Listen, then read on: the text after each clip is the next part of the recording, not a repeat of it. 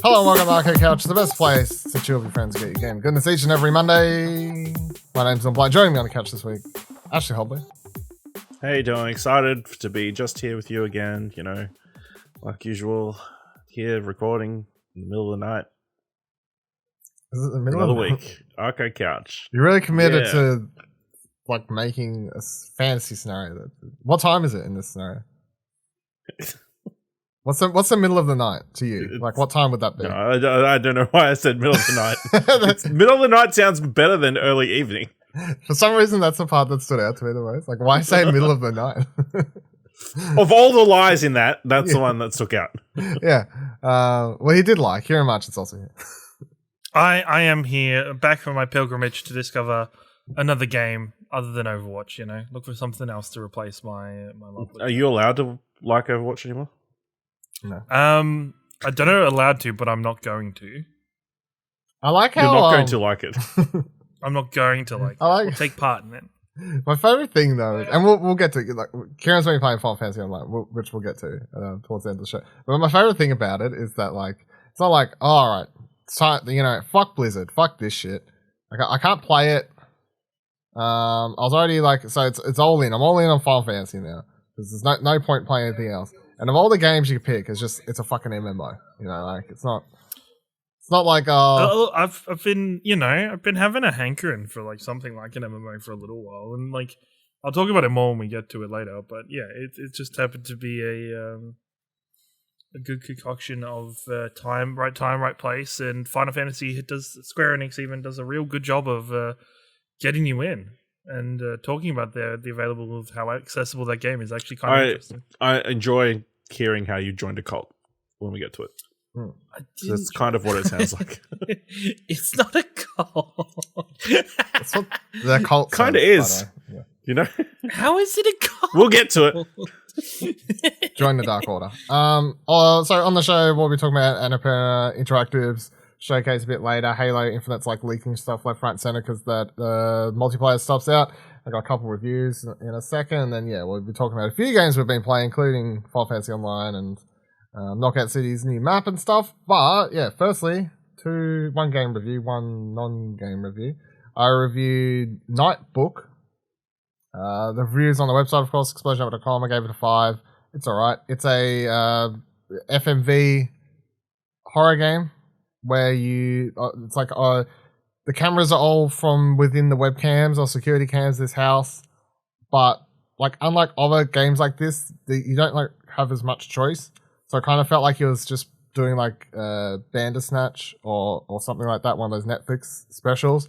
Because in other FMV games like this I've played, you're often like the character will just do like a weird hovering thing, and you're like, choose to go through the left door, choose to go through the right door, choose to go, like you get a bit more pick, whereas in this it's literally just conversation choices, like say this or say that, and they do lead down like there's enough reason to I guess play it twice. It takes like less than an hour to finish it, so it's literally as long as a TV episode. But it has a cool like setup where the whole thing is like you introduce this woman, she's like living at home. The moment her husband's like off setting up some hotel that's being built on like some island somewhere. Picture like I don't know, like a Hawaiian, luxurious beach resort type place or whatever. Anyway, her dad's like locked himself in a room in her house, and he's like, "Oh, they're coming to get me, these fucking spirits," and they like don't build the hotel there. So there's some interest, there's some like a cool setup, I guess, for this type of thing, but it's just not very scary. Like it's just for the stuff they're doing, I'm like, come on, just do some simple, like practical horror things. Like just have someone move the chair in the background, or like stuff that's not that hard. And in anything else, be like, you've seen this a million times. But I really felt like I'm like, come on. The couple scares I'll come with just like weird, like look at the camera's going weird colored, or like there's just I'm like nah, it was alright. The acting's good in it, at least for the most part. So that's the thing. You can play that everywhere. Wherever you'd like. PC, consoles, it's out everywhere. And then I also reviewed a mouse this past week. Because I'm a hardcore PC gamer. What was its name? What was the what? What was the mouse's name? The SteelSeries Final Prime. Fivel. Stuart? Mickey? Yeah, I reviewed Mickey Mouse. 1 out of 10. Too much money. Wow! 1 out of 10, too much Too money. much money. I mean, you can't have that much money. You can never afford a shirt, right? Yeah, I used the mouse for like a week and a half or something like that, pretty much for everything I was doing. It was weird to go because obviously the mouse I was using is wireless, so it was weird to kind of go back to a wired mouse for a start or whatever. But 4 reviews up on the website, exposurenetwork.com, of course, gave it an 8. I think it was for the price point and everything. It's a very like just bare bones. Hey, we want to be. It's designed from the box and everything. It's like we're designed for esports. They have this whole SteelSeries has this like logo on it. You know, like I think it says at the top something along the lines of more esport pros have won more money using SteelSeries products than any other company or something. Like they have like a whole thing that they're like, look, our products will make you win at games. So what did you test this mouse with? I just whatever I was playing. Jumped in the fucking Battlefield or whatever for a little bit because I still had that installed and just fucked around with whatever else I played. You felt like you won more?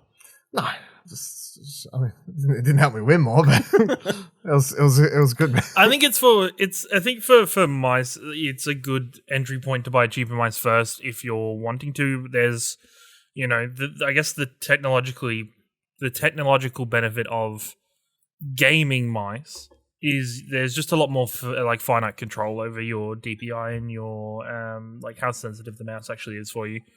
So the one thing that annoyed me about it was this is what I have currently is like a Logitech wireless thing, right? And I can change the profiles, the DPI profiles on the front of the mouse with a simple button press, and I can switch between 5 profiles. You can set up 5 profiles on the SteelSeries, and it goes up to like 18,000 DPI or something, so quite high. Yep. But to switch it, you have to open the software or turn the mouse upside down, and the quick select buttons on the bottom of the mouse. So you can't do it easily. Yeah. And I'm like, that's a bit of a... Well, it depends on how you're doing it. That's like I guess the more expensive mice have generally a button on the mouse for quick sensitivity changes, which can be a good thing, can be a bad thing. If you accidentally catch it during a game and your sensitivity goes through the roof for whatever reason, that's a bad thing. But yeah, no, from reading the review and kind of your feedback, it definitely does seem like an entry level mouse. It seems like it's a good mouse to pick up for if you have somebody a bit younger in your life that's getting into PC gaming or wanting to get the edge on their Fortnite games. It's put that on the box. Put that on the box. Exactly.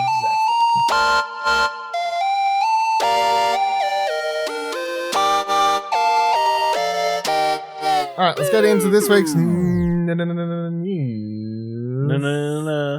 It's not actually that much because the entire week's been spread with just people going fuck every video game company. So, fair game. Yeah. Good job, yeah. Good job, everyone who went on strike and all that sort of stuff. Been good to watch. But we do have a couple stories. So, firstly, PlayDate went on sale and sold out. Or didn't sell out, but it sold faster, I guess, is the word. So, GameSpot writes, the indie handheld system PlayDate has apparently sold out of an initial stock of 20,000 units, though the PlayDate store is still taking pre-orders for additional units that will go out next year. As promised, the store has not closed pre-orders after running out of initial 2021 allotment. Instead, pre-orders are remaining open and will be shipped in waves as more are manufactured. We likely won't have complete sales figures for PlayDate unless the company chooses to share them. But we do know that it placed an order for 20,000 units to ship in 2021. Since the store now says pre-orders will ship in 2022, we're unfair that those 20,000 units sold out. It took roughly 20 minutes for the date to change, though orders placed after that point may not have kept the same pace. Each of the PlayDate products is still available, including the system, which costs $180 American, the cover, $30 American, and the system plus the cover combo, which costs $200 American.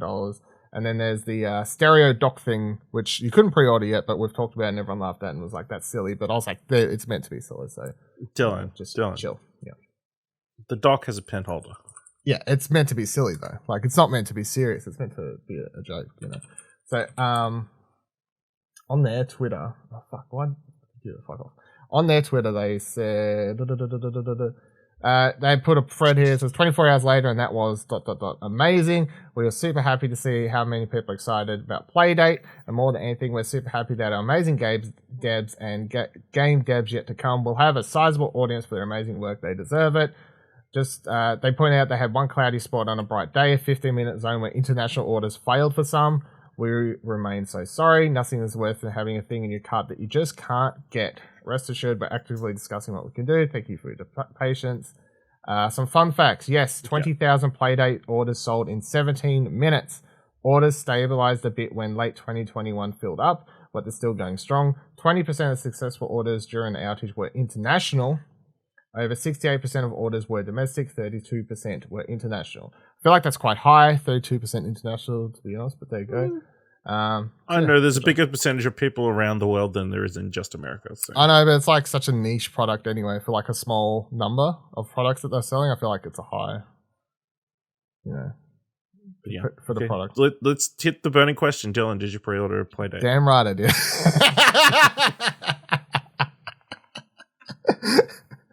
You want to know the full story? I've been saving all week. Yes. So, as Ciaran sits there with his hand in his face. Look, did you really think after I brought this up and I've been like wanting to talk about it and be like, no, I knew. No. It's just it continues the string of things. No, go on, tell your story. I'm on here every time it comes up being like, this thing looks cool. If I didn't pre-order it, I would just, that's like not, I can't be on here supporting it and not supporting it. So, pre-orders went live at 3 a.m. Friday. Annapurna Interactive thing was 5 a.m. I had work, so I'm like, there's no way I'm doing an all-nighter to do all these things when I got to be up at fucking 7 to do this shit anyway. So I set an alarm for 3. I woke up, grabbed my phone, went to the website, put it in my cart. I got what they pointed out where I couldn't check out, the international orders they were having trouble with. So I waited like 5 minutes and it still wasn't working. And I said, this isn't a PS5. Fuck this. I'm not like staying up any longer. So like I drew the line there. I was like, I need to sleep or else I'll be just absolutely destroyed. So I then went back to sleep for 2 hours because I set another alarm for 5. Woke up at 4:45. I think it's an alarm for. So I went back to sleep for a little while longer. Woke up, got my pre-order through. And then I could watch the Annapurna Interactive thing at 5, blah, blah, blah, blah. So it was one of those weird nights where I woke up several times. I didn't really feel like I slept that night. And then I went to work and was like, fun times, everyone. But yeah, I got my order in. It says your order. So I did some research. It gives you an order number, but it's like 20. I can't remember. I don't have it in front of me. But I have an order number and I thought it was weird. But then I found out that the website that they're using to do their orders through, it starts at 1,000 or something like that. So I took my order number, whatever it was, and I took 1,000 off it, and it turns out I'm like around the order number of 22,000. So I'm like 2,000 units over getting into that 2021 allotment. I mean, if a bunch of people cancel, I could slip in, or I don't know. But either way, I'd assume I'm early 2022 because I'm only a couple thousand past their 2021 lot. But I've got my pre-order in. I'm looking forward to my play date. My date with play, you know what I'm saying? Thank you very much. I'll be impressed if you have it before June next year.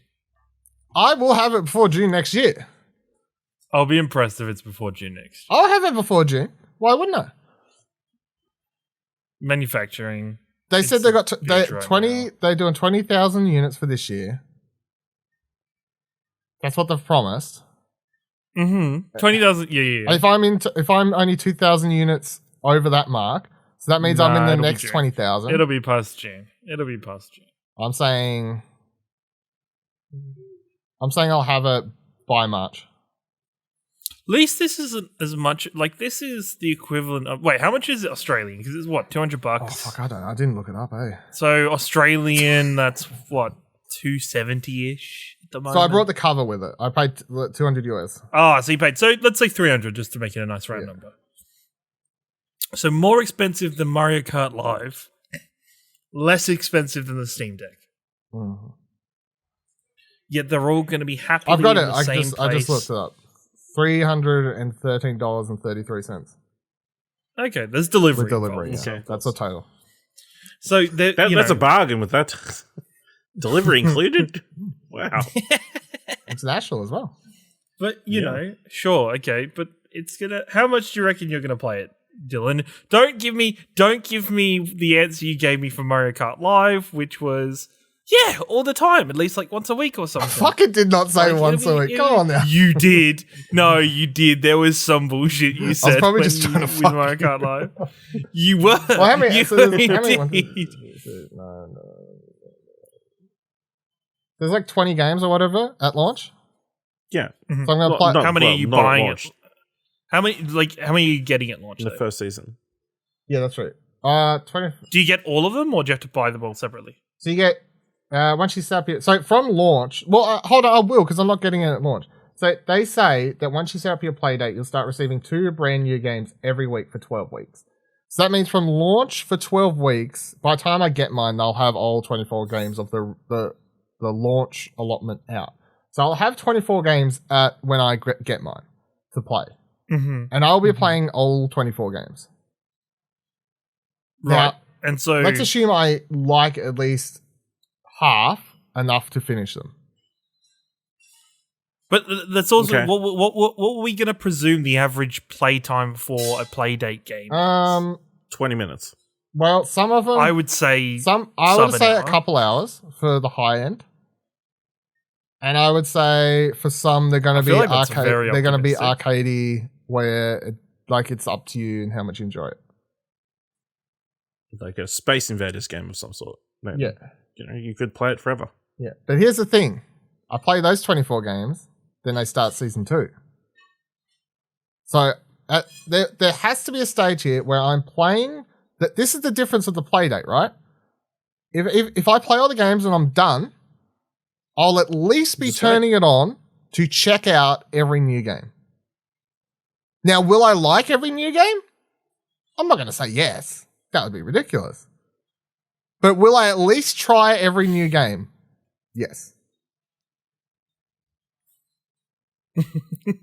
There's a reason to keep turning it on. Yeah.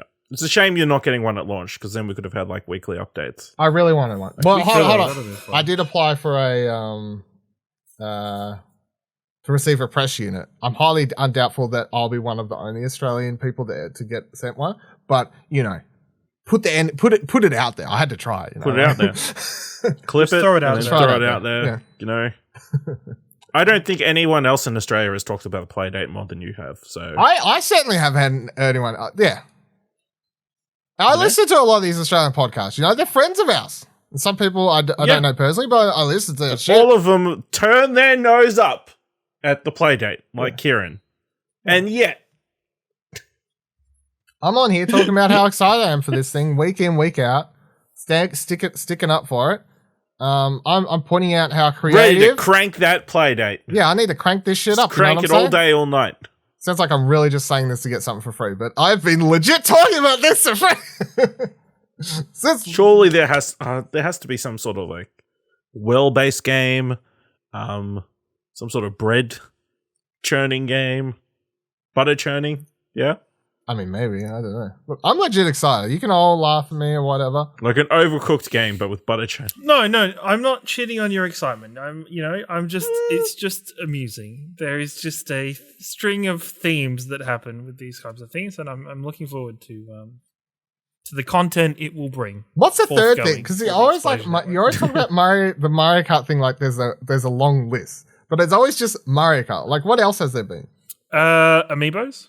Man, I brought fucking Amiibo. Everybody I brought got one amiibo. amiibos. You It's can't right- say Look, No, you bought some like recently. I brought one. It's here. And then before that, you That's bought pretty the. It's pretty cool. But before that, didn't you get the? And this was a while ago. Now that's probably a couple of years. Didn't you get the Yoshi ones as well? I got the Yoshi. The Woolly World ones. The Woolly World That was one. before we even knew each other. Was Yeah. it? Woolly World came Yeah. out on Oh. Wii U, mate. Do you You get also, the, you also got the- the Cloud one. But didn't yes, you? I did You got get the Cloud, Woolly didn't World you? ones. Yes. Hey? You got Cloud as well. I did get you? Cloud. That was before Explosion Network Times also. You know what else I got? No, it wasn't. Yes, it was. No. Yeah. No. If it Amiibos have wasn't been around for a very long time. the other amiibo I have, want to guess? It's a witch. No, I don't know of any you don't know. witches. Yeah, you just wouldn't, would you, fucking motherfuckers? Yeah, I got Bayonetta. I got both. There's 2 Bayonetta amiibos. Nah, that was released. Technically, Cloud was released while we were the Explosion Network. Was it? Fuck, it must have been. Yeah, just. it was during like the early time. Like it was early. Yeah. Okay. It was July 2017. I mean, technically, that's Explosion Network's birthday's in February, so it's while we're. Oh. It's in the early days. Early days. All right. We'll count it. days. But either way, come on. Didn't when you was buy the one last of time those Game you, & Watch units? Yeah, you bought one of those Game & Watches, didn't Yeah, you? and I've got the other one pre-ordered. And how you often bought do you the play with the PS Game & Watch? PS1 Classic? Yeah, look, those things, I never said I'll play them often. I'm not counting these. Those are totally just raw. That's some They're bullshit totally right there. Look, you can't judge No, me. I get that. Yeah, I got it. I bought this in the Super Nintendo Mini. Yeah. I haven't played it. Look, since I picked I'm it not up. trying to talk I don't up. even know where it is. Yeah.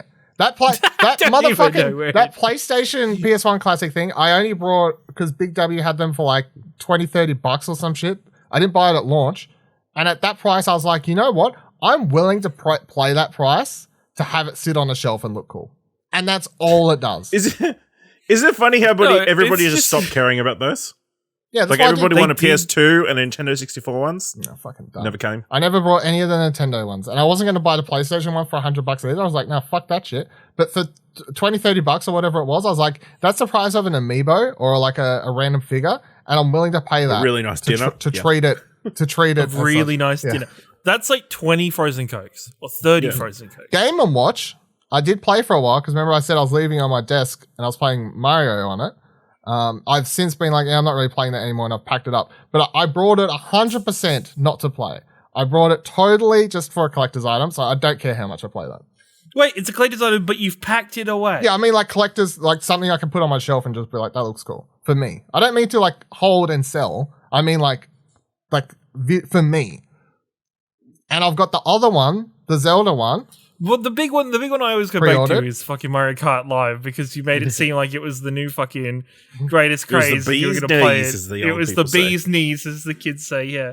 And you were going to play it, and you made it seem that way. And this is It's a cool game. this You is don't what know what that it has is. become, Dylan. If PAX happens, I'll make sure to bring it with me. We can race it around. Race around PAX? Maybe. Seeing as nobody's going to be able to go because everybody's going to... I fucking put my leave into work today, by the way. And it has like a note section in the app where you apply to leave. I just put like praying hand. If Melbourne doesn't enter lockdown, ended with a praying hand. I don't know. If half the country's not in lockdown. Wow. So, Yeah. Yeah. PAX and Tassie. Tassie Axe, eh? yeah, maybe just Tax. people in Tasmania have their own event.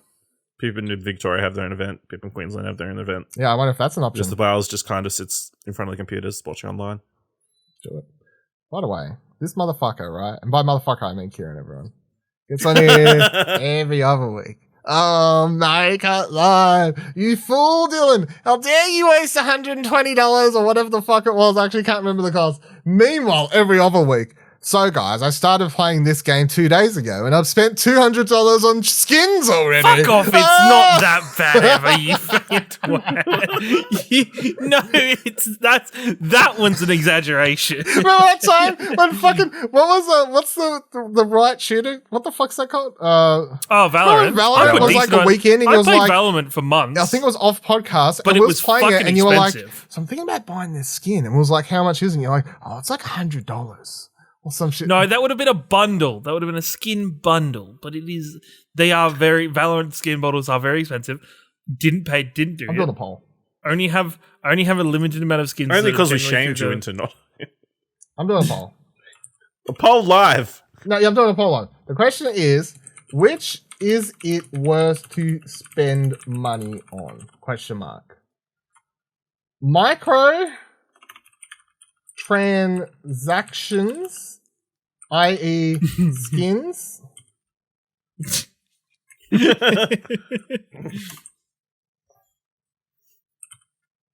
I can't write so many words. I'll just write transactions. Or collectibles? What? Sure. Yeah. I don't Collectibles is the there's collectibles, but then there's like care. Gimmick collectibles. gimmick collectibles. Gimmick collectibles. Can I fit that? I feel like I and then think can you put, should like, put an explanation tweet after this. I feel like you need to Define. put in brackets. Also, I feel like you should put that up after No. the episode comes out. No, the joke's No, we always need I do it update as it live. Yeah, I'll just make it. I can check the results later. Everyone retweet it. If you're listening, you know what this was about. Which is worth to spend money on. All right, it's live, everyone. If you're listening now, it's probably gone because it was only up for a day. All right, let's move on. PC Gamer. Oh god, I pressed the wrong one. Good. No, I pressed the right one. It's fine. I pressed the right one. You fucked yourself. I pressed the right one. Oh, there's one it's vote fine. for Gimmick Collectibles. Also- Who the fuck would that be? Meaning that I pressed the right one. I mean, you spelled collectibles wrong, but whatever. What? Man, I'm doing it live. Collectibles. Oh no, I think it. Oh no, correct. it looks like it's spelled elsewhere. I think it's right. both are correct, apparently. I think it's right. I think I'm good. All right, PC Gamer writes. Halo Infinite campaign details are leaking from the tech test. They write, get ready to dodge spoilers for the next 4 months because Halo Infinite story details have already started to leak. Players checking out the first technical test flight for Halo Infinite on PC and Xbox have data mined a slew of story details from the multiplayer exclusive preview build, and they're already starting to appear online. 343 Industries creative lead Joseph Staten confirmed on Twitter that some campaign files were unintentionally included in the build that went out to players, and those who have seen them ask those who see them not to spoil the game for others. Saying, quote, leaks like this are painful for the dev team and can ruin the campaign experience for everyone, end quote. How you feeling, Ciaran? Are you afraid of Halo spoilers now or what? No, not really. No, really? Especially from like that. The technical demo was mainly multiplayer anyway, and I couldn't give a fuck about multiplayer spoilers. No, it's story spoilers. Is it actually story Yeah, that's spoilers? what I'm saying. They found single player files in the multiplayer test, and people are leaking single player story details. Well, And it's the game's 4 months away. kind of, but at the same time, I feel like story spoilers for Halo. Story spoilers for Halo are not going to ever have the same impact as story spoilers for The Last of Us Part 2. No. Well, they do say the info dump includes story beats, and descriptions of objectives. So, Which, what are they going to do? Some fucking crazy, Halo, is you going to have a fucking section where you're driving a vehicle through the map and you have to get from one point to the other, killing everything on the way. There's nothing, I don't know, with how many Halos in now, you can't really be spoiling the gameplay or mechanics or objectives that much of Halo. Listen, it's going to be crazy when you play half the game as the person who captured Cortana.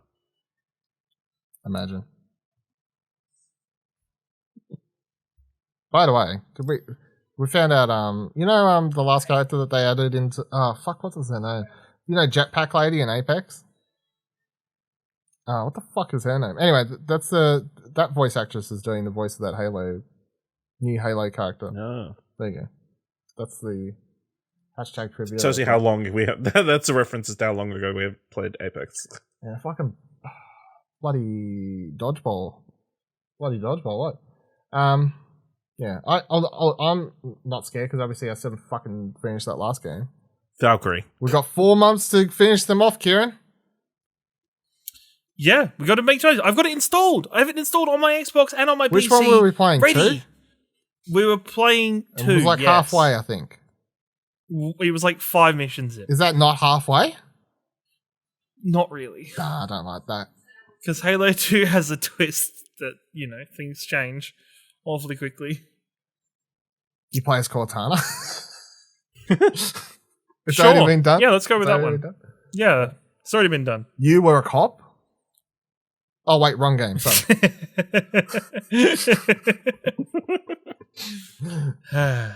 If I don't say what game it is, it's not a spoiler. You know what I'm saying?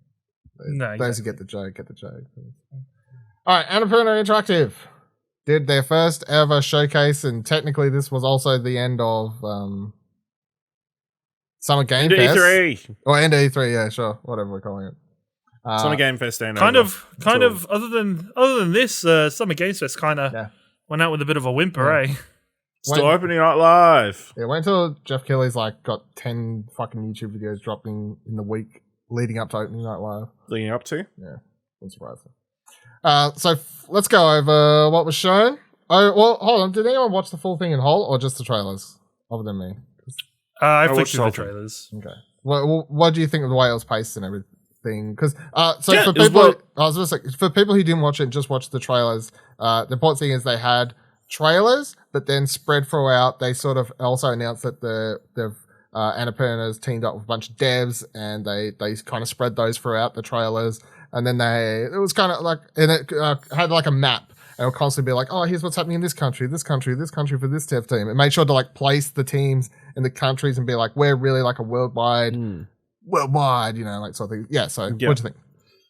Yeah, it was a really good show. Obviously, put together very well. I enjoyed, even for the studios that obviously didn't have any gameplay or anything to show, they showed off their like dev interviews which were really well put together and edited and together everything, and like gave you, they just added a certain degree of personality that some of these other showcases didn't have. But yeah, it was a good time. Games look cool, like cool indie games. Like many people have said, Annapurna are kind of the A24 of video games, even though they would also like to be the A24 of films as well. So yeah, some cool stuff that we got to see. Yeah, give us Stray. Why does it have to be 2022? We'll get to Stray because I mean spoilers, but that's the game of the show. But Yes, very much. so they started with Artful Escape, Australian game about someone. I can't remember the character's name, but this one who's like, I want to be a rock star, and goes on like this psychedelic musical trip, and it's got this really cool art style and all this original music, and I don't know. I feel like we've been seeing this game for quite some time now, but it's finally coming. We finally have a release date of what the fuck was it? It was like September 9th. September 9th, right around the gosh darn corner. Really cool trailer. Still looks wacky as fuck. Can't wait to play it. Anyone else keen for this? This looks psychedelic and awesome. Like I'm really excited for this, and I like the character designs. The music itself sounds really fun. They're very much in for this game. Ash? Yeah, it definitely looks interesting. Obviously, from Australian team, right? Melbourne, I think. Yeah, cool art style, cool design. It's not clear exactly what the gameplay is going to be, but who cares about gameplay as long as you got all the other stuff. Yeah, fuck gameplay. Secondary. Yeah. Gameplay is for suckers. What I think. Yeah, I'm very keen. Can't wait. I don't really know what the gameplay is, but it's fine. Then they had Neon White. So this is Ben Esposito's next game, the person who did Donut County. It's in the video he describes it as a speed running FPS where you sacrifice guns for parkour moves. So what you're saying is the spiritual successor to Donut County. Yeah, it's very similar. It looks very similar. In fact, you could almost say he really just was like, nah, fuck that, I'll do something completely different. Not really stretching. Yeah, it's kind of phoning it in. not at all like. So yeah, you're like Angels or whatever.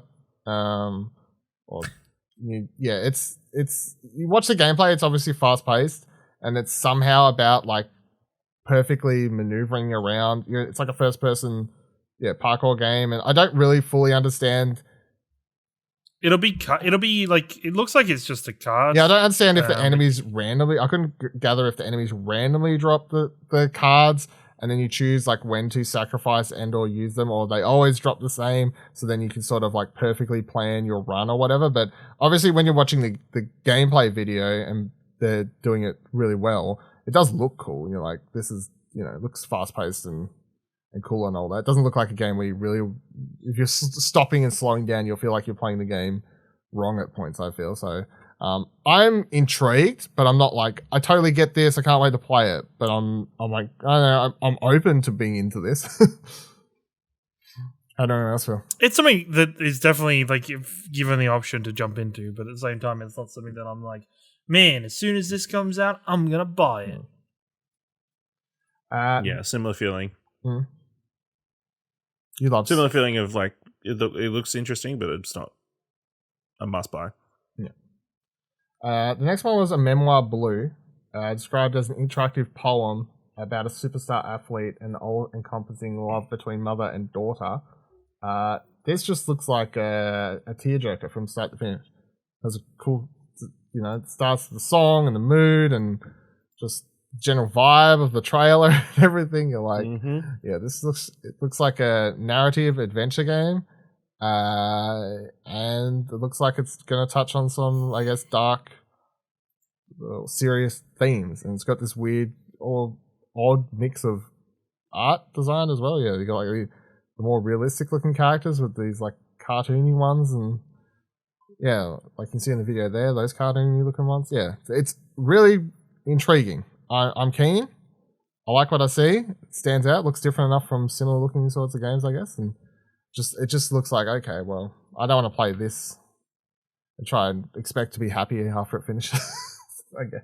So, Ash, it very much has those unfinished Swan kind of vibes almost to it in many ways. Not with like the gameplay, but just with the art styles and just the melancholy of it all. I still haven't played that. You should. It's a very good game. I think I own it in 2 places, but yeah. What do you think, Ash? Yeah, it looks pretty. Again, nothing about the gameplay or anything, but look like it'll take you on an emotional journey. Looking forward to playing it when it comes out, I guess. It's on iOS as well, so I can't imagine it's like too intense. Intense, yeah, or control heavy. Yeah, so. it's all consoles, PC, Switch, and iOS. So, and it's coming to Xbox Game Pass on day one.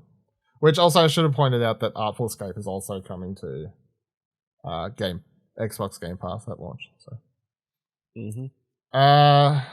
because I know Ash loves to hear when stuff's coming to Game Pass. Stuff is coming to Game Pass. Storyteller. This is the next. This is a gameplay reveal. I haven't seen this one before. So this is a puzzle game where it's a rather simple setup, I guess, where they explain it in the trailer. Here's a concept. Story of a tragedy. Here's a couple sort of symbols and characters and stuff. So you got, like, it says Albert, Eleanor, and you got solitude, love, death, and you got to paint, I guess it's like creating a comic strip that tells that story and to get it done right, to lead it to be a story of tragedy. As the gameplay trailer continues, of course, it shows that you'll have more panels and stuff like that, and I guess it'll become a bit more complicated. Maybe eventually you'll have multiple objectives where it's like by the end of the first row you've got to have told this story, by the end of the second you've got to have it reach this sort of story, etc., etc., etc. But I'm keen. I'm intrigued. I thought it looked like a unique setup, and it definitely looks like something you could sit there and play for like 10 minutes or play for several hours. It just depends on how hooked you get. It's coming to Switch and Steam. And there's a demo on Steam currently, but I have not had a chance to check that out. But it is there if you'd like to check out the game. Ash, what do you think of this? Download. Yeah, this looks really cool. Like a really interesting puzzle game. It's got a very cool cartoony art style. It's definitely something I'm keen to check out. Yeah. It seems like I thought this one might be up your alley more so than others. Ciaran? Yeah, it looks a lot of fun. The different elements of the game. Would be interested to see if there's only ever one correct answer, or if there are multiple right answers, or multiple ways, so there is a bit more freedom with your storytelling. Or if it's just a case of, there is a right answer to everything, and you just have to work that out. Seems to the ones they show, there's a right answer, but maybe there could be more complicated ones where you could reach the answer in multiple ways. But at least for the ones they show, it looked like it's just one answer. But who knows? Then they had Solar Ash. We've seen this a few times. This is just hey, by the way, October 26th, PC via Epic Game Store, and PlayStation. That's where you can play it. It's coming out. But we've seen this in the last couple of PlayStation showcases, state of plays, and stuff like that as well. So then we got Skin Deep. I was really not 100% sure what this one is, to be honest. It's really weird, quirky. I thought it looked like a puzzle game to a degree because although it's like in first person and you are seeing shooting people sometimes within it, it seems like you're always sort of trying to solve a puzzle in some way. And then there's a game like this where it was like trying to solve puzzles but just in like unique and quirky ways. Like for some reason, it almost also reminds me of Super Hot in that where it's just like, you know, oh, you've got no bullets in your gun, better throw it at something. Yeah, definitely. But the overall comedy and like the narrator, I hope that narrator really is running through the game with you and is there all the time because that shit's it kind of makes the game for me. It makes it more of a kind of fulfilled package in my eyes. The trailer was funny. I was just like, I don't really fully grapple what I'm watching here. What are you doing? Yeah. What do you reckon, Ash? Yeah, I mean it's a good trailer. Like got me interested in the game, with its humor and everything. But yeah, I don't know what the game actually is and like what the moment-to-moment gameplay will actually be. Really, it's a funny version of Alien Isolation. Maybe. They did a montage saying a bunch of games are coming to new places. So Telling Lies is coming to Xbox Game Pass. Goa is coming to Game Pass. Play that if you haven't. It was in my top 10 in 2017 when it came out. It's like a puzzle game where, you know those puzzles where you go slide like the blocks, like the squares to get the picture to work right? But it's like interactive. So you can join things. And I don't know, if you watch this part of the thing, you would have seen. But I think I played it on Switch because that's where it was out originally. And it was in my top 10 for that year. So play on Game Pass. I Am Dead. Xbox and PlayStation finally, August 9th. What Remains of Edith Finch is coming to iOS on August 16th. And The Pathless is coming to Steam on November 16th. So then we get to Stray. The highlighted show, I believe, probably for everyone. So this is our first proper gameplay video of Stray, which we'd seen previously when it was revealed as part of a state of play, like around the PS5 reveal. It was at the PlayStation launch. Yeah, PlayStation launch. Yeah. It'll be coming out early 2022 for PlayStation and Steam, they've said. But the gameplay video was awesome. It showed... we now know what the game is. We now get a general vibe for it. It is a third-person, I guess, platformer puzzler. To a degree, it's we know what the game is. Kinda. I mean, it's like it's an adventure game. It's like a platforming, like an action adventure. Yeah, it's like it's a 2022 version of a platformer adventure game. This is what a modern age Ratchet and Clank looks like, everyone. Have we gone backwards or forwards? I don't know. But yeah, it looks really cool. The one thing that super impressed me is I just love the animation. Like, I think all of the subtle details and things and just the way the cat walks and all that. It just looks better than it has any right to look. Yeah, it looks really, really good. I was quite impressed with. It's between that and Kenna for like being like the best looking indie games we've seen in the last 12 months. Yeah, and the world as well, just like that cyberpunky type world they've set up. Where even just you expected the game for the cat to look really good, but then for the environments to look so good, for the robotic people that they're running into to also look good is a real asset to the game and to bringing people into this world and making this world feel kind of more alive and filled out. It's actually really exciting to see, and to see this gameplay was. I think did you both think with this we were going to get this much from this game? Because you know, a lot of studios nowadays kind of keep their cards a lot closer to their chests in trailers. Where this, even though you don't know much about the story, I think it still shows a very big part of what the game is and what the moment-to-moment gameplay really feels like. Yeah, well, they've said previously, it is all that remains is these robots. So the cat is like the last organic being, but I don't think they've explained why and how the cat's the last organic being. Well, they said that'll be story. Yeah. Well, they suggested when this first came out that the cat had been dropped in this world, as if to say it fell through time or something like that happened. They said in the lead up to the trailer, when they were introducing it. So that's going to be like the core narrative, I guess. It's just trying to find out what happened on this place, why humans don't exist anymore, or how the hell the cat got there, I guess, and that sort of stuff. That's more than enough for me. It's just going to be fun exploring that world, playing as that cat, and finding all the random interaction stuff you can do, like drinking out of the water bowl or pairing up against the couch and that sort of silly stuff. But yeah. Anything else you want to shout out, Ash? No, I mean, yeah, it looked pretty. I mean, the weird creatures that are chasing you around was like, that's a bit odd from everything else, totally differently. They must have killed the humans. I I assume those things only attack organic life forms. Organic things, yeah. Or they can only kill organic Makes things, sense. I guess, yeah. I mean, the cat looked really cool with its like little vest that it needs to wear so it can carry its drone friend around. You know? And you're going to go around helping all the robots. You're going to give it apparently, you're going to give it sheet music so this robot can keep begging on the side of the road, I guess. Yeah. It looks like a good time. Ciaran, any last thoughts on Stray? Look, I was already excited for this game when this was initially shown in I think it was the Sony press conference last year.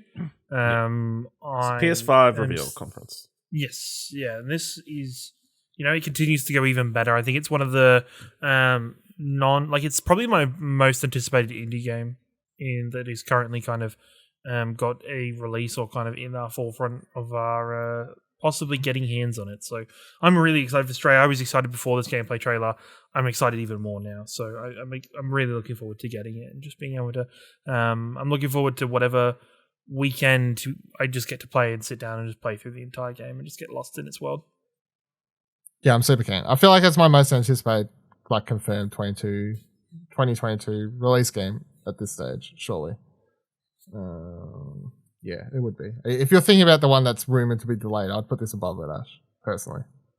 So, having a quick look at 2022 confirmed games. Okay. Yeah. How many? But don't read out anything that's junk. Come on. Who's got a list? What does the Google machine say? Pokemon Legends Arceus. I'll put this above it. What else? Nah, junk. Nothing, is there? Nah, you really. Sorry, that's it. Next game. Starfield. What? Starfield. Are they coming out next year? Put this year? above Starfield. Get fucked. That ain't coming out. Don't know it's that game released. Yeah, right. Fucking Bethesda hits that, I'll be surprised. Starfield release date set for November 11th, 2022. I'll believe it when I see it. And even then, no, I'm not going to put my hype. I mean, that's completely true. For a game where all we've seen is a weird trailer of people sitting in a cockpit of a ship above this cat game. Hey, they weren't just sitting. They walked into the ship and walked around it and then proceeded to sit down and show the date on their control pad. Excited. So, can't wait. Well, you'd be excited for it because you're going to get it free with Xbox Game Pass. There you go. It's true, I guess. Alright, so the last thing they ended on was the Outer Wilds Echoes of Eye, which is the first and only DLC expansion coming to the Outer Wilds, a game none of us have played. Well, I mean, I've played, and I was like, I really like this, but it's way too hard for me. Like, I couldn't, my head could not compute with how to play that game and complete that game. So I respect it, but of course, seeing that there's expansion coming, I go, cool. Maybe. Good. Great for those people that enjoy the game that get to play more of it. I kind of wish these things were switched though. Like, I feel like Stray should have ended, and I was like, yeah, the Stray thing was much more hype. Very much so. And this kind of felt like it was a non-announcement too, because I feel like even if you're an Outer Wilds fan, it was such a weird like sort of teaser trailer that I'm like, this should have been before, and they should have ended on Stray. Come on, like. And with the hype cat game, get the shit. Yeah, fuck yeah. So that was all the trailers, and then the last thing I mentioned is the stuff I said before about little interview videos where they've announced they've teamed up with developers. So the first one was for Outer Loop Games, who did Falcon Age. So Annapurna's teamed up with them. The game they talk about making is seems to be one based on American culture. I don't know. I was trying to read into it if it's about like systematic racism or like religion or something. I don't know. Like it was, there's something there. It was quite unclear, but it's about immigrants. It seemed like to a certain degree. Jessica Mack, they've also teamed up with, who's the person who did Sound Shapes. So teamed up with them for a new game. Then they announced a new studio called Ivy Road. So this is Davey Roden, who's the maker of Stanley Parable. And they've teamed up with Carla Zamoja, who's the co-creator of Gone Home. And they've teamed up to make this studio called Ivy Road. And they're making, of course, their first game. And Annapurna. They're making a tea simulator. Yeah, that's what it seemed like. So, to imagine... It was a quirky studio introduction, and it kind of fit considering the Stanley Parable person, so yeah. But it's also music by... I can't remember who, but that was someone important as well. Yeah. To imagine a game like Gone Home, but with the narrator of the Stanley Parable is something that I don't think anybody's got to experience before, but we definitely deserve to experience We could be getting there, yes. We should have a director's cut of Gone Home with the voice of Stanley Parable talking over the top. Well, maybe. And then the last one was No Code. Why are you going in this direction? The letter's up there. The last studio was... You get the subtext. Last studio was No Code, who are the developers of... Their last game was Observation, which I reviewed 2 years ago. It was like that space... you're in like a space station or whatever in space. It's like a... adventure puzzle thriller. It wasn't really a horror game, but thriller. But I quite enjoyed that. That was good fun. I played their other game too on stream. I believe Observations on Game Pass. Is it? Yeah. And their first game, which I can't remember the fucking name of, I played on stream. It was really weird, but really good. It was like 5 different games that connected together by the end. But I did play that on stream. Seek something and something. No. It was fuck. I don't know what it is because that was also on like No Code developer. Here we go. Fucking fuck. Why? Of course, I type in developer. It's like, oh, would you want to? Stories Untold is the one I'm talking about. I was close. Yeah. Compilation of Steam says Stories Untold is compilation tape of 4 experimental adventures, including remasters original hit episode, The House of Abandon. So it is 4 very different types of games, but I don't think it's a huge spoiler to say that they all do actually connect by the end, and there is actually a story that's told by the end of it, and you're better off just not knowing much more than that going in and just playing it. And as I said, I played it on stream, so I finished it in that time, so it only takes you a couple hours or whatever, but it's really good, really unique. And that was the studios that they're all teaming up with, so that's good. Good job. Overall, Annapurna, good showcase. Enjoyed. Alright, let's talk. What have we been playing? Let's run down the game. Wait, do you mean that us on a video game podcast have actually been playing games? Well, yeah. Shocking. Holy shit. I mean, usually sometimes I talk about what I've been playing, and it's usually in the review. Occasionally, and then there's other weeks where we're all like, has anybody played anything this week? And we're all like, nah. Well, I have like, if I've reviewed something, I'm like, well, there's that. But then there's those weeks where I've reviewed like 3 games and I just talk about them for like 15, 20 minutes by myself. And then I'm like, all right, you played anything? Nah. All right. Moving on. Or I'm like, what are you playing? Ash is like, nah. Just in case you know. Like, I just played Overwatch. I'm like, okay, well. just behind just behind the screen of it is Ashley and me actually walk away from our desks when Dylan starts talking for those periods of times. We just re-roll the same video footage for the video version. Yeah, that'll be quite funny. But, right. Well, quickly first, Knockout City Season 2 update. Fuck off. The Knockout City Season 2 map drop. I can't remember the name of it. Hollywood. Something. Anyway, it's a Hollywood update. So me and Ash played a couple of hours of it overnight with Radio Watson's Buddy Watson. What do you think of the map, Ash? Yeah, it's interesting. Obviously a movie studio themed map with like a blank space in the middle that changes every now and then to be like a different theme, like one's like a bedroom, one's like a pyramid, another one's like a futuristic section. Yeah, kind of fun, you know. Yeah. I don't know how I would rank it against the other maps because obviously I think we only had like 1 or 2 matches in it, but yeah, solid entry, something a bit different.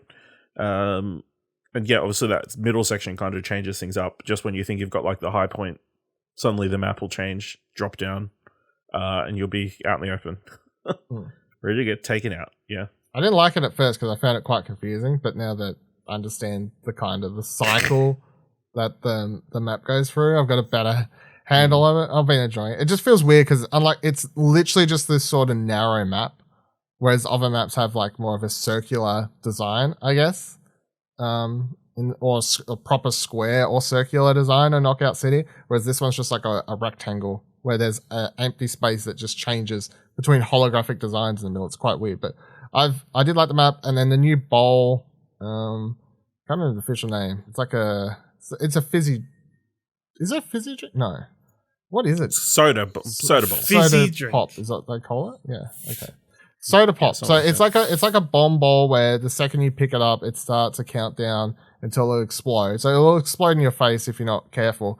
But you can throw it at someone, and of course, because it counts as a ball. So if you hit someone with it, it'll take one of their lives off their 2 hearts. But then also it'll explode like a second or on impact later. They can catch it and it can explode still. And when it explodes, fizzy drink goes everywhere, and it makes your screen all like wobbly where you can't really see where you're going. So it's kind of like a confusion attack, I guess, or similar to where you disorientate the player, or you can disorientate yourself, which I've done, and I was like, whoops, I didn't mean to blow that up on myself. But yeah, it's a fine ball. It's not like, oh my god, this broke the game or changes up, or it's whatever. It kind of just fits into the rotation of balls we already had in the game. But it's cool becoming into season 2 and just be like, cool, new map, new ball, like the game's still chugging along, free content, you know, like the way these games are. I like that they added all balls mode, or like that's an option that can pop up rather than just being the one. It's scary because when the map starts and it usually shows what balls in the map, it's just like all balls, and you see them all like sitting there. You're like, oh shit, shit's about to go down now. So yeah, Knockout still going well. Having a weird success with that game they are over there, but yeah, I think the only thing about Knockout City at the moment is the people who stuck around are the ones who are very good at it. Because I know we got our houses handed to us on the regular the other night. Yeah, you know. But I'm also like, not competitive. Is that bad matchmaking, or I don't know? Sometimes I feel like it's just. Are you guys just playing, like, when you play, you don't play like the ranked mode, you play like the. No. I'm guessing the free to play mode has no skill rating matchmaking at all. It's probably just. They reckon it's skill based matchmaking. So. Really? Yeah. Yeah, but we've got Buddy on our team, so it's like it ranks up to whoever's the best. Yeah. So maybe. Might be affecting. Yeah. And then quickly I've been playing I tried out All Elite Wrestling Elite General Manager, the mobile game that came out like a week or 2 ago. It's okay. It's not, I don't think it's, so what everyone wants out of a wrestling manager game is not what this is. It's more of a sim puzzle game, I guess. So you get objectives and like tasks as the game proceeds. Like, I know one of them that I haven't got to, but like they tease as like a challenge for an entire season or whatever, is like make Brandon Cutler the world champion. So you just kind of gotta you kind of gotta figure out like the way to work the system. But working the system's not too hard, where it's always like, well, just make sure you're booking the wrestler consistently while also not overbooking them to the point that they're worn out and can't perform or injured, and you know, like that sort of thing. So it's pretty basic system, but on like a week to week basis, they'll be like, oh, have a tag team match of this, or like, you know, blah blah blah blah. But you're not like building proper storylines, you're not creating wrestlers, you're not like choosing who's going to win. It is more like just it's the design of this game does suit a mobile game better, because you can pop in and just like do a couple rounds or whatever and come out like within 5 minutes, having just done a few weeks or whatever. But yeah, it's okay. It's not what people wanted, which is again okay as long as people know what this game is. I feel, but it's fine. It's better than that fucking poker game that they put out that was shit. Of course, I don't want to fucking play that. But well, that was just a basic casino game. Yeah, so I'm like, I know, wasn't get the hell out of here. But yeah, this is okay for their first actual game, I guess. Have you tried it? Yeah, I mean, I just played like an hour or so before we started recording. Getting through the campaign section, which kind of is just a tutorial. But yeah, after that, obviously it opens up and it seems like obviously you've got like a multiplayer mode. We can go up against somebody else. I don't know how that works. But then, yeah, obviously you've got the puzzle modes or the specific campaigns to reach a certain target. But then you've also got like an endless mode where you can just like run it in forever, I guess, in perpetuity. So yeah, I mean, there's a lot of different things there. I feel like they're trying to cater to a lot of different people, like people who need objectives like constantly to have something to do. And then there's obviously that endless mode with 3 saves you can unlock that lets you like play out as long as you want, that kind of sort of thing. So I think there's obviously a lot of room for it to grow and that kind of stuff. So like it's a solid base. I think a lot of people would have liked to have more customization and that kind of stuff, but you know, it's early days and that kind of thing. So I mean, the art style looks cool, the fights and like kind of like basic. Yeah, I was skipping them after, like, I just kept. Yeah, I mean, after you get the first kind of couple of things, I don't know. You apparently unlock finishes that might like be a cool animation or whatever, but other than that, you know, it's fine. It's like pretty much just still images that they've kind of moved around to look like they're doing stuff. So I did watch on AEW Games YouTube channel. They did a competition between the like real wrestlers versus like fans or whatever and the winner could won an actual belt that they got made for the tournament and got to fly out and book AEW Dark Elevation for this past week, I believe. I think that's what they booked. Oh, that's awesome. Yeah. That's really cool. And I watched the finale episode of that, and it was this dude versus Orange Cassidy. And the rules were basically, it was like 6 weeks, I think they had to play out or something like that. And the winner was the person who had the most, like the highest stats by the end of that 6 weeks. So that's how they did the competition, basically. Orange Cassidy kept picking himself and kept losing, so I don't know what the fuck that says about the like. But it's a pretty entertaining watch. It's like a 15-minute video or whatever, and Aubrey's sort of like commentating it and hosts it, and then they have a cam on for both the other guy and Orange Cassidy. Both have like cams on that they cut to as they're playing in front of their computers or whatever. So yeah, that was enjoyable, and that made me go, oh, I should probably actually give this game a go, hey, or whatever. But yeah, it seems like there's a lot of potential depth in there to get to. But yeah, I mean, maybe it'll grow. It's still a mobile game, so yeah, exactly. That's the thing. Yeah, what people want is a fully fledged GM mode in like a console game. Is like a the other one. It's the equivalent of Football Manager, but for wrestling. Yeah, like a Extreme Wrestling Manager or something. I can't remember what it's called. I remember looking one up the other day. Back in the day. Yeah. Yeah, what next? What next? Pokemon Unite. So let's talk a little bit about Pokemon Unite. So me and Ash talked about it last week. We're both like, yeah, we're enjoying it, having some fun. Played a couple games since then, I'm sure. Well, we played a couple games together. I'm sure you've played. I know you've played some by yourself and whatever. So, but the interesting thing that happened was, and we did discuss it last week, where I was like, what do we think about the microtransactions and stuff? And then we both agreed. We were both like, I think they seem fine. Because I haven't seen anything that's egregious. I haven't seen anything that's in bad taste or whatever else. And I probably would, honestly. It's not asking you for money, is what we came down on. Yeah. And we didn't feel like. It's not like, hey, you need to come on, like, buy a pack. Yeah. It really didn't feel bad. Enter your credit card details. And honestly, unless someone had pointed out what I'm about to bring up, even having played it since last week's recording, I still wouldn't have noticed this, to be honest. I still wouldn't have like noticed or cared about this. But I'll read a little bit from this Polygon article, then we can talk about it. So, blah, blah, blah, blah. Early on, players can earn EOS coins, capped at 2,100 per week, and tickets. Either of these currencies can be used to purchase held items in EOS Emporium. Held items are similar to items in traditional Pokemon games and can be equipped to a single Pokemon. In Pokemon Unite, they increase stats like health, defense, movement speed, and attack. Each held item can be upgraded to increase those benefits up to 30 times. To do so, you need to invest in yet another currency, Item Enhancers. Here's where fans of Pokemon Unite are calling the game pay to win. Item Enhancers are normally earned via limited time challenges and the Battle Pass. You can also spend 10 EOS tickets to purchase them, but if you don't have enough, you can purchase them with EOS Gems, Unite's real money currency. If you choose to get them that way, the exchange rate for EOS Gems to Item Enhancers is 1-to-1. That means to upgrade an item for the first several levels, it'll only cost you around $1.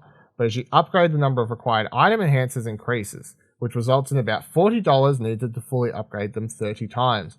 Without real money, you'll need to spend several hours to upgrade the first 10 or so levels, and many more past this. None of this would matter if the stat increases didn't impact the game all that much, but in the context of a MOBA, where small advances snowball into big advances as the game progresses, they very much do. An item like Shell Bell goes from a 1.6 increased special attack at level 1 to 24 at level 30. The Assault Vest increases its base increased health tenfold by max level. Equip 3 of these maxed out items in a single match, and you'll easily eclipse any opponents in gained levels and strength no matter what stage the game is at. Twitch streamer Moist Critical demonstrated this method in a popular YouTube video last week. You can see him play matches where the enemy team can barely leave their spawn with how much damage he was able to put out. What's worse is that it's currently impossible to tell what items your opponents have, so it's difficult to even strategize against players like him.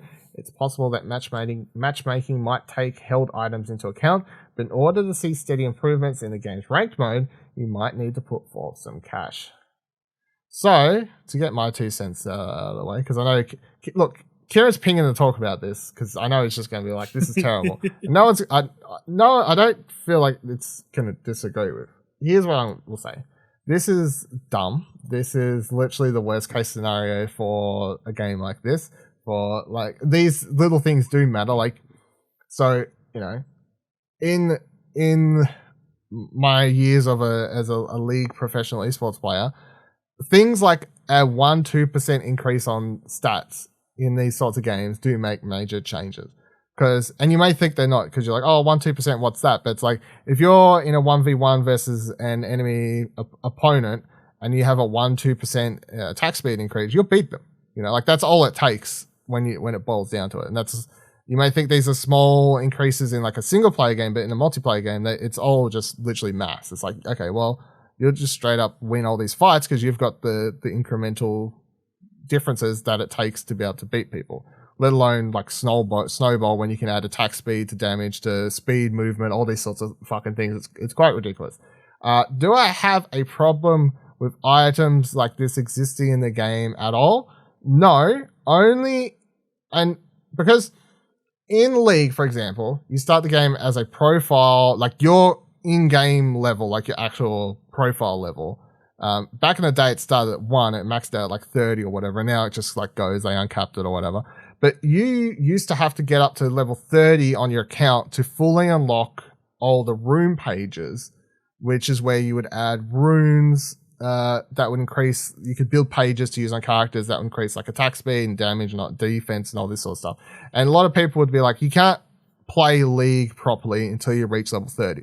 But the thing was, to reach that, you simply just had to play it. You couldn't like buy your way there or whatever else. It was like, just play the game for like the first 10 hours, just play normal mode, reach level 30 so you can have the room pages and you can build them and you're good to go.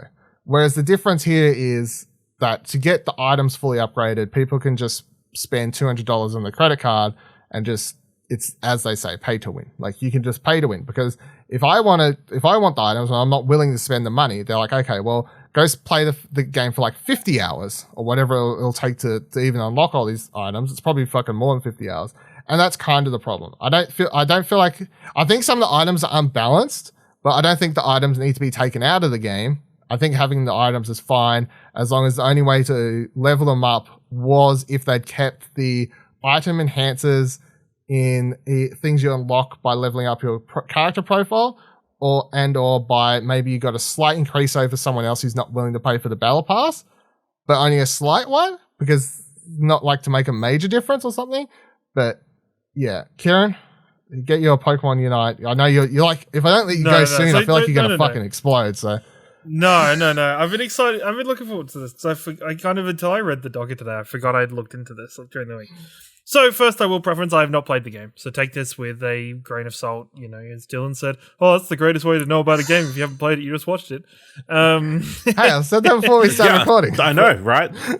That was, but I was actually turned on to it by Moist Critical's video, Charlie's video earlier in the week. And man, it's not even like slightly pay to win. It is fucking insane.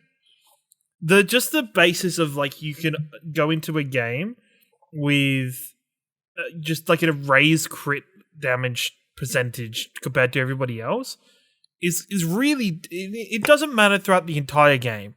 Sure, once you get into the later stages of the game, it should even out. But for the start of the game, facing somebody who has that fully maxed out item compared to maybe somebody who doesn't is a fucking massive difference. He was hitting people and half of their health were going down in one hit. Just out of the, like, in the first fight. Like, it was insane. To go through and be like, oh yeah, but it's not pay to win because it's not pay to win because you can unlock it.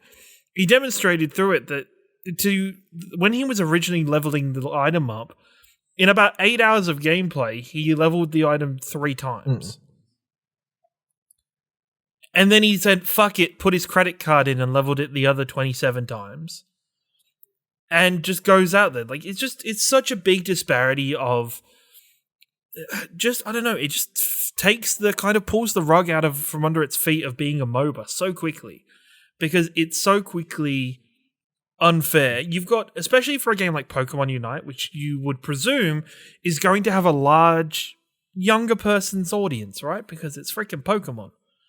And then, do you really think kids are going to enjoy it if some mid-20s to early 30s guy with his credit card has come out and he's like, screw you, and just like one hits you for no reason, and then he's just spawn camping you for the entire time? I feel like it's just a really weird mechanic and benefit to have inside this game. On top of, even without removing that, I will say from everything I've looked into and watched, Gengar as a character seems busted compared to everybody else. On this, I'll say that most competitive games always have unbalanced characters in the first like couple weeks. So, and they've already nerfed nerfed Charizard because that was another character people complained about, and I think they will also fix Gengar. But yeah, I mean that's a patchable which is surprising problem, I didn't look into. So did Pokemon Unite have like a beta period? Or anything like that? Yeah, it did. It had a closed beta. People were playing it. So. Okay, interesting. I think overall the gameplay itself looks great. Like the mechanics of it looks really fun. Like just slam dunking and scoring goals. I just think this pay to win element is in my opinion, is fairly egregious from the point of view of somebody who enjoys MOBAs. You know what makes it worse though is that it has it has really cool costumes that you can buy for both your character and skins for the Pokemon. And I'm like, people are going to buy this shit up. You don't need to add this. People are already going to spend a fuck ton of money on this game between the battle pass and just being able to buy skins for characters. That's how you make money off these sorts of games. And then just focus on keeping the gameplay fair and balanced and just fuck off with this pay to win shit. Like you had a good thing. Like I remember because I was on here last week being like, oh my God, this game's like actually really good. Like surprisingly, after me the week before getting on here with you and Ash and like walking through the mechanics and being like, you know what, I'm keen for this. I think it sounds like it could be good. And then it drops. I'm like, fuck, this game's actually pretty fun. Like it's basic MOBA mechanics, but and I was saying how there's like enough there that you can get like sort of competitive about it. Like there's enough mechanically. Sure, they needed to nerf Charizard. They need to nerf Gengar. Like we'll get there. That's fine. Balancing is always taking place. They're always balancing characters in all these games. They're always balancing Apex characters. They're always balancing all these fucking characters for these sorts of games. They were always balancing and changing stuff in League every time. It's like, oh, we made a character stronger. A month later, they're like, no, we made them too strong. Better bring down their base hit power and all this sort of shit. That's fine. But yeah, making it pay to win, I'm like, fuck you. Why are you screwing the pooch? Like, you have such a good thing here. Yeah. Well, it's also the fact that these items are available in your ranked competitive mode. Like, it's just like it's kind of ruins the integrity of your ranked mode. Or your I don't feel like it's that bad because if if you compare them to like runes and League, if you compare it to runes, yeah, but you can't pay for runes. No, well, see, you brought runes with in-game currency that you could only buy them with in-game currency. Yes, like it was an in-game thing. The fact that just because somebody with a credit card could instantly max out an item and put into a lobby with people that aren't going to have that, because I bet, you know, if somewhere in the background system, this would be a really hard thing to work on. Probably something they haven't thought about. If when they were doing matchmaking, they tried to matchmake with people that also had the same kind of level of items attached to a character, that would probably balance it out a bit. So you're always fighting against people that have the same kind of level playing field as you. But I doubt that that's in the game, so you're going to be fighting against people that either are new to the game, have not spent any money on the game, have not leveled anything yet, and they're just going to get fucking creamed, and they're probably going to turn the game off after a couple matches. If it keeps happening. Like, now that the thing is that, yes, it was bad at first, but because it's now being publicized by videos like Moist Critical's videos and by this Polygon article, most people who either didn't realize it are now going to be like, I'm just going to do that then. That looks way more fun. Fuck, I hope there's not that many people in the world who are willing to spend like $200 or whatever. It wasn't even that expensive. It wasn't like in the grand scheme of things, it wasn't even that expensive. But it was like if you were going to do it for was like nearly $200, I think, by the time you got to the end of it, or something like. Possibly, I can't remember. That's a lot of money. But it was, yeah. No, Ciaran just chucks that around for tips. Oh, I hate you so much. But I think there are. Yeah, I feel like it's going to become more and more of a problem. Like, and I feel like they need to. I feel like every morning I wake up and I just want to look on Twitter and look on the Pokemon Unite Twitter account and have them be like, "Look, our bad, we've removed them. The people who already paid, you get to keep it, but otherwise, because they can't take it off them now. That would be they've spent the money. That hole's dug. You know, and it's not like it's a bad thing for them to do that. Like, you know, company that shall not be named did it with Diablo 3 when Diablo 3 came out with a real money market for its game. And after a month it went, hey guys, we've taken that out of the game. It kind of changes everything and we've stopped that. You know, it is not a bad thing to put your hands up and say, yeah, we fucked up.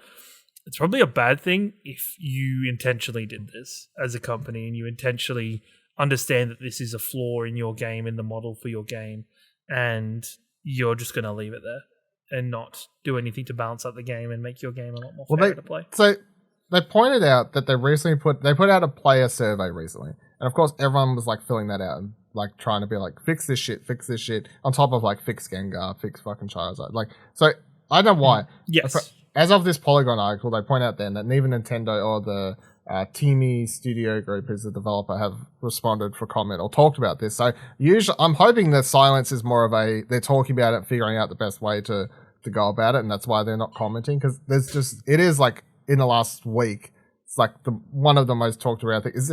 Either the articles about Pokemon Unite are, hey, this game's surprisingly good, or hey, this game's surprisingly good, but why the fuck do they pay to win? Like, you know, like it's the two article types. No one's like this. I haven't seen anyone be like, this game's bad. It's, hey, this game's pretty good, but what the fuck?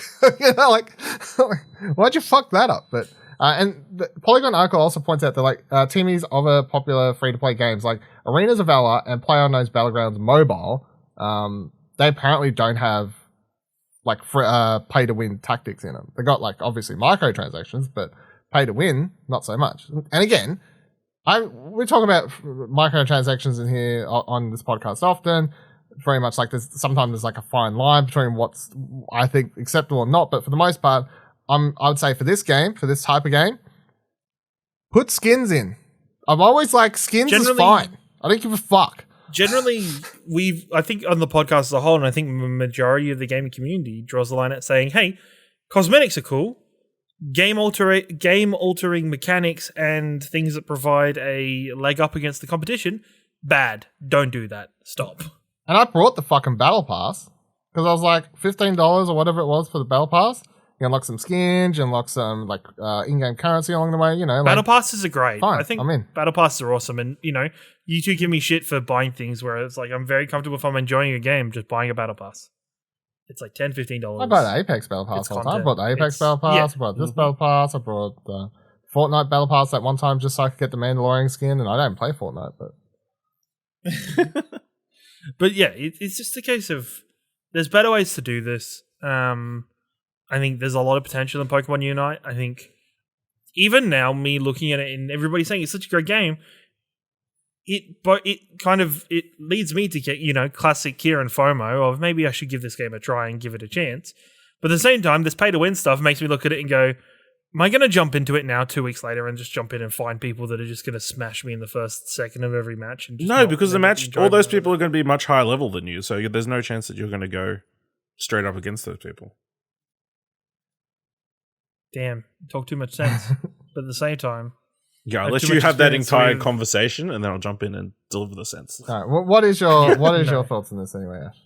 I mean, yeah, it's not a great look, but I haven't found too much trouble with it yet. Although I've been playing a lot, so I've gathered a lot of those coins and like invested them wisely across a couple of held items that I think benefit me. But I just have to go on the assumption that every loss I've had is because of people with these items. You know? I have definitely come across one person with it because I lost a 1v1 at like level 2 or something, and I was attacking me like like it was a fucking insane attack speed. And I was like, okay, that's not right. Attack speed, that's a big one. You can up that makes a huge difference. It's attack speed, attack damage, and especially crit damage for me. I look at those and be like, what, you can just start with those? That's fucking insane. That's ridiculous. That means you like literally just if you go and do the base thing where two characters punch each other and they don't press any of their other buttons, one character's instantly going to win because of the item that they bought. Like, it's just ridiculous. All they need to do is just take it out. Like, I just don't understand why it's that hard. We're not asked, like, you can't take it off people. Yeah, don't make it so you can't pay for them anymore. Yeah, I'm not saying remove the items. Buy them with I don't think the items being in the game is a problem. What do you think the items are fine. Do you just say... No, I think the items are fine if it was all just you accumulated the stuff. And if the matchmaking is somehow based on what items you put in. Exactly. What do you think about them now? Do they just take it out and they go, look guys, bad luck, people have bought it, they're still going to have it, but at least there's not going to be an ongoing problem, it's just going to be the few that's already done it, bad luck? Or because they can't take it off. People have spent money, and you don't want to go down that road. That's a thing. So just look. Or you make it so certain modes they're not used, like in ranked, you can't use them. Yeah, I don't know. I don't know what the ranked mode. I haven't done a ranked game, so I don't know what the. Yeah, you can use them in ranked modes. Yeah, well, I wouldn't see why. Again, comparing it to League Runes, I would see no reason why. But the thing is, if they remove the pay-to-win aspect, it's fine, because you should always be playing roughly the same player level of you. And even if you're teamed up against someone like 2 levels in front of you, they're going to have an item leveled up maybe once more than you? Like, it's always going to be roughly balanced. By the time you're level 50 or whatever, and you're versing people with maxed out items, it's fair. Like, that's why you don't let people pay the money, because then that's when it becomes fucking broken. Yeah. It's like, that's the problem. Because there is tactics to it. People are already like, like this item's good on this Pokemon, because like, like runes and this sort of thing in any other games. Like, if you're a jungler, this item's good for you. If you're a top laner, this item's good for you. Like, Gengar does really good with this fucking item. Like, there's tactics, which is fine. It's just the way it's worked. Yeah, I know. All right, Ciaran. Explain why, who, what, where, why, Final Fantasy Online, Realm Reborn. Who, what, where, why, and then how you enjoy liking it. Sure. So for those, maybe people have seen this lately. Final Fantasy XIV itself has been going through somewhat of a renaissance off the back of content of another MMO that's fairly large, going quite stale and quite crappy in recent times. So a lot of people are jumping. Wow. Who's that really big streamer who streamed it for the first time and like it broke the game on Steam? Asmongold. Yeah. Asmongold, yeah. So a lot of big content creators from another game have been jumping across and playing Final Fantasy XIV. Wow. And people have been experiencing it for the first time. And so it's been in like the back of my head for the last month or two to maybe jump in and have a look, because I've been there's something nice about having a MOBA that's just something that's more chill. You can have like a YouTube video or something going on the other screen while you're chilling. Not all MOBAs. Playing questing. I mean, all MMOs. That's all MMOs. Yeah, all MMOs as part of the genre. And then a friend pointed me out to me just how fucking ridiculous. Oh, no, I was looking at it, and man, Square Enix have done a fantastic job of getting people into this game. So right now, not trying to sell it to anybody, but if more people want to play, that'd be really cool. But if you are a returning player, so I played this when it first came out on PlayStation 4. So my Square Enix account was from like 2013 as I checked. If you've ever played the game before, you can get the 14 days for free off it, and just to play the first game and the first expansion with that 14 days. If you've never played Final Fantasy before, you can get a free trial account that gives you access to Square Enix pay? How much? I wish they paid me. It'd be really No, nice. this is the meme. Everybody starts playing Final Fantasy XIV, like knows all this information, this spiel, knows tells all this, everybody knows this who hasn't played Final Fantasy. Tells everybody because it's fucking like insane. a cult. It's not a cult. Well, it kind of is a cult, but it's fine. And so yeah, for anybody else, the free trial that is the first 60 levels of the game, the first 60 levels of a character, plus the first game and the first expansion. I really am fucking enjoying Final Fantasy XIV. I think it has fleshed out really well since I originally played it. The major difference between the game that shall be not be named and Final Fantasy XIV is one game is considered what you would say would be an MMORPG, where it relies heavily on the MMO aspect of the game, where you would almost call this an RPG MMO, where you could take all the MMO stuff out of this game and it would still be a great and good Final Fantasy game. One of the drawbacks that a lot of people have with it is the initial game, A Realm Reborn, is of course almost a decade old now, and some of the content is a little bit grindy. But it is still, I'm still really enjoying it. I'm at the end of that and starting onto the next expansion, Heavensward, and you just have to look at the first game as just the prologue to set you up for everything else.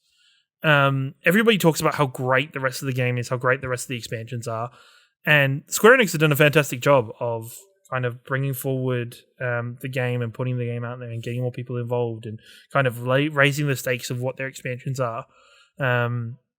So at the end of the game, at the end of the year, there's Endwalker coming out, and then hopefully at the end of the year or the start of next year, Australian servers finally come out, because yes, the servers are a bit of a clusterfuck of knowing what server to join as an Australian.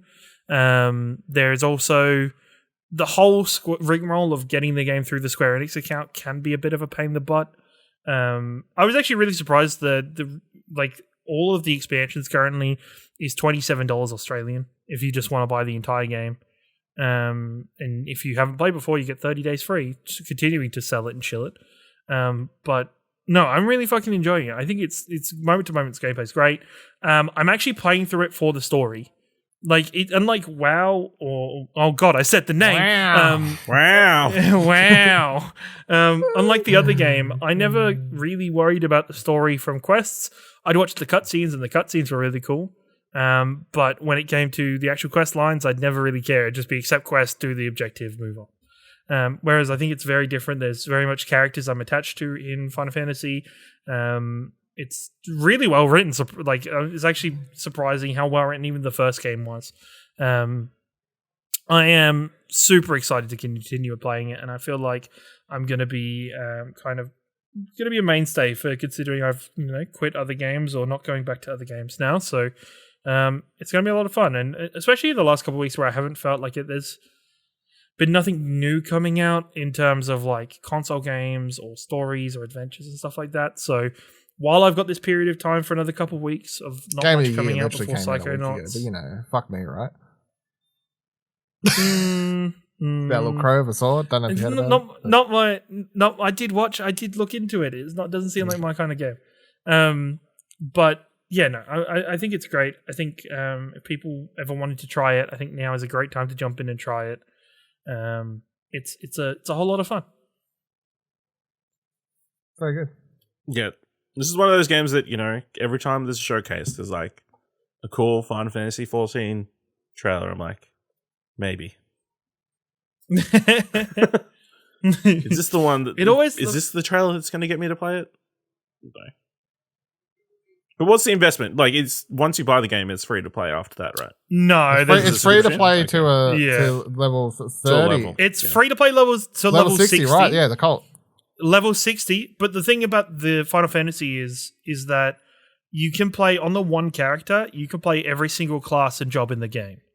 And that's level 60 on every single one of those classes. So technically in that free trial, there is like kind of a fucking ridiculous amount of content for you to dive into and play. If you like, so really there's no real way, there's no reason for you, like there's no need for a commitment if you want to jump in and try it out. Like you get a lot of games give you a free trial, but it's barely anything. It'll be the first 10 or 20 levels and it won't be much within that content.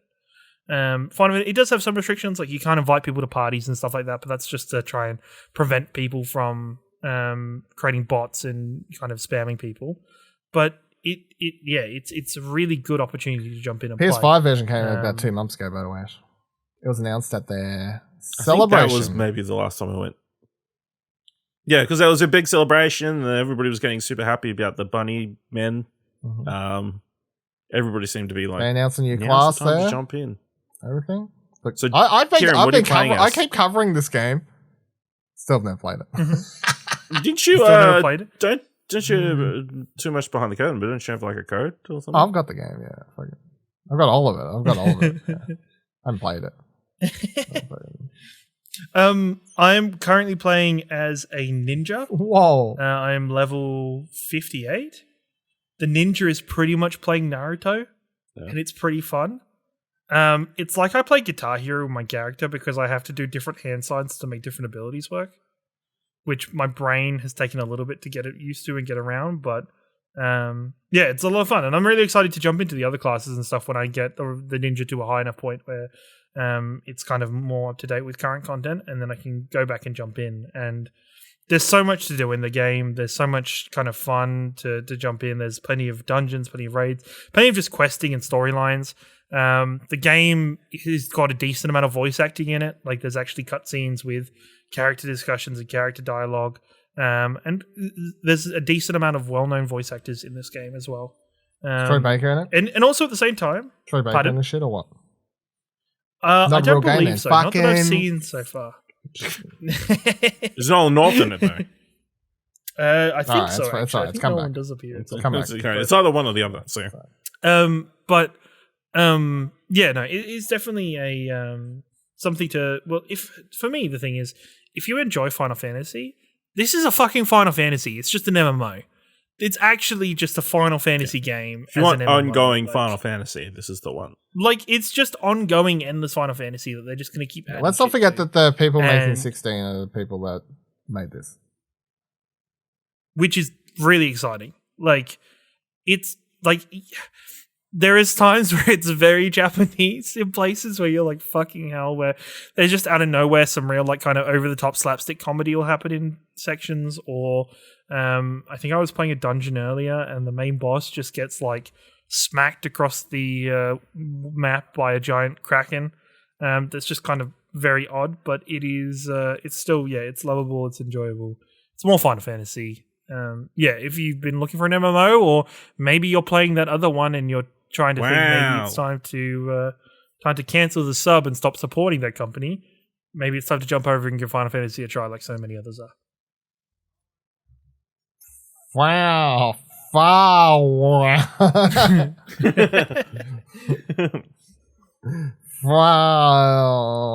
No, I can't make it up. All right.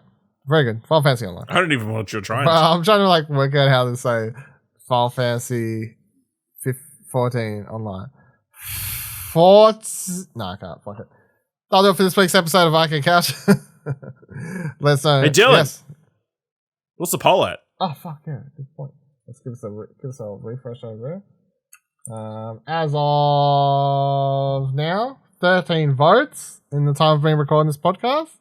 Microtransactions is currently the worst offender with 76.9% of the poll. And Gimmick Collectables has 23.1% of the votes. Even less if you take off Ciaran's vote, because he...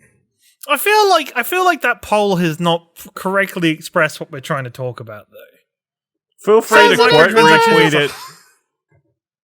Feel free to quote retweet it with your arguments. Yeah, but it's too late. People already voted. What's your argument? Gimmick Collectables microtransactions. No. I just think Gimmick Collectables are one thing, but then you need to, if you explain and just put the biggest offender Mario Kart Live, people will understand and vote. So I should have put microtransactions or Mario Kart Live. Or very specific. Gimmick Collectables in brackets, such as Mario Kart Live. There's a 25. Well, it's Twitter that's fucked you on this that won't let you put so many characters. 25 characters, I believe, in a poll. That was the problem I was running into. So, but you know, feel free to let us know after the poll. You can do that by tweeting at us or joining our Discord. Find our Twitters. Now that you've got context, which side do you fall? ExplosionNetwork.com/Twitter takes you to all our Twitters. ExplosionNetwork.com/Discord will take you to our Discord. Come let us know there, which is worse. Mario Kart Live / Gimmick Collectables. $100 worth of Valorant skins, yeah. Or $100 worth of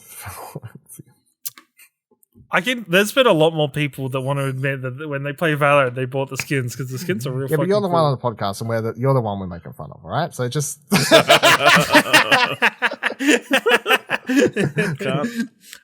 But just to point, how much I bet I still spent less on Valorant skins than you spent on League of Legends skills, and I spent on Dota 2 skins. Then less than I did on total in that game. I don't know how to check, but I would have spent I would have spent hundreds of dollars, yeah, for sure. I think it would be a scary amount. I don't know how you check. You know, fun story. I only ever bought one Counter-Strike chest in my life. And out of that one Counter-Strike chest, I got a $150 skin. I sold that on the Steam Marketplace and bought a bunch of Dota 2 shit with it. You changed, man. What happened? Man. You know. Just monetize it all. The real poll is, what's better use of money? PlayDate or Mario Kart Live? PlayDate's a better use of money than Mario Kart Live. If I could have I will give it to Playdate. I could see you spending more time playing Playdate than I can see you playing Mario Kart Live. But also, that Mario Kart, like the little cart, looks cool on my shelf. I bet you could buy like the same or similar thing for a lot cheaper. Multi-purpose, you know? Actually, no, I bet for the same price you could have bought a better Mario Kart figure in general. But could you actually play it in your video game console? Who cares if it's just going to sit on my fucking shelf? Someone had to support Nintendo. They were doing hard at the time. It was COVID last year, you know what I'm saying? Like, we're all doing it half up. What do you mean they were doing it hard? The little man. Fucking 12 to 18 months earlier, they were selling cardboard boxes. And it was actually selling. Well, technically, this came with cardboard boxes too, because that's how you built the racetrack, so... You know what? You've got a point there. Where else up to? I don't know. If you like this episode, ExplosionNetwork.com/support takes you to our Ko-fi page. Please feel free to drop $1 or set up a recurring payment. That'd be great as well.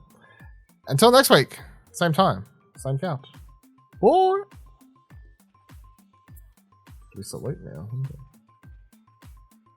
Wow. Hey, don't forget you can subscribe to the show wherever you're currently listening, and you can drop a review if you can.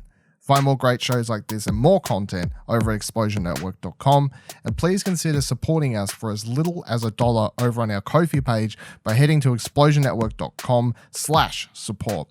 Thanks for listening.